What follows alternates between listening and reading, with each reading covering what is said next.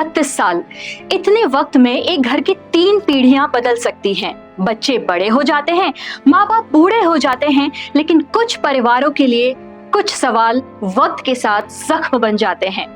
और सरला भट्ट का परिवार इस जख्म के साथ 36 साल से खामोशी में तड़प रहा था कि मेरी बेटी के साथ ऐसा क्यों हुआ। Jammu Kashmir state investigation agency द्वारा 1990 में कश्मीरी पंडित नर्स सरला भट्ट के अपहरण और हत्या के मामले में चार्जशीट दाखिल किए जाने के साथ ही लगभग 36 साल पुराना कश्मीर का सबसे दर्दनाक और लंबे समय तक भुला दिया गया आतंकी मामला एक बार फिर चर्चा में आ गया। 737 पन्नों की इस चार्जशीट में 5 आरोपियों के नाम शामिल हैं, जिसमें JKLF के पूर्व कमांडर यासीन मलिक का नाम भी है।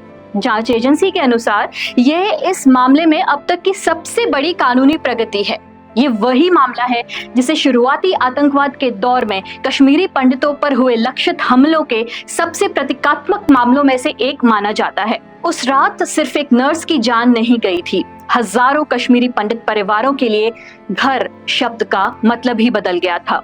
स्कूल टीचर शंभुनाथ भट्ट की सबसे बड़ी बेटी सरला भट्ट परिवार के साथ अनंतनाग के काजीबाग मोहल्ले में रहती थी। 27 साल की कश्मीरी पंडित लड़की इंग्लिश लिटरेचर पढ़ी, फिर नर्सिंग चूज करके उन्होंने शेरे Kashmir institute of medical sciences यानी कि स्किम्स SKIMS में, जो कि वैली के सबसे बड़े हॉस्पिटल था, वहीं उन्होंने अपना काम शुरू किया।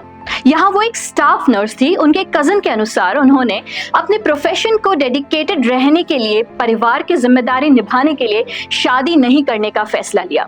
हर दिन यूनिफॉर्म पहनकर वो वार्ड से वार्ड तक दौड़ती, पेशेंट्स को दवा देती, उनके परिवारों को तसल्ली देती।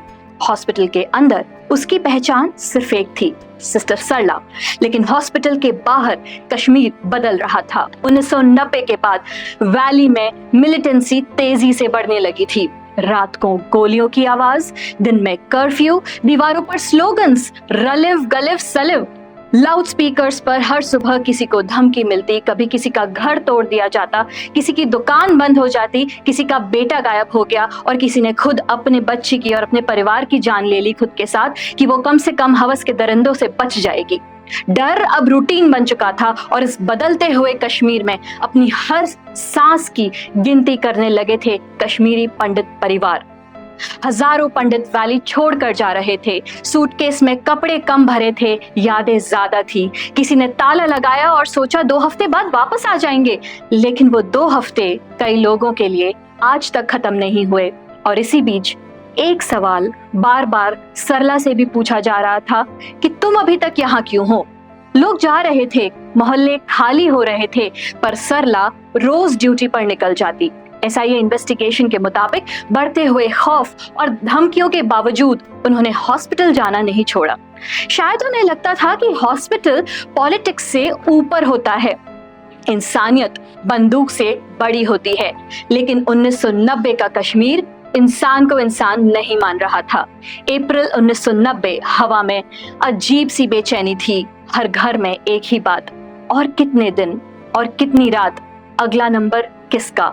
लेकिन किसी ने नहीं सोचा था कि वो अगला नाम होगा एक नर्स का, एक ऐसी लड़की का जिसका काम था जख्म भरना। उसे नहीं पता था कि उस दिन जब वो हॉस्पिटल के लिए निकलेगी, वो उसकी जिंदगी की आखिरी ड्यूटी होगी।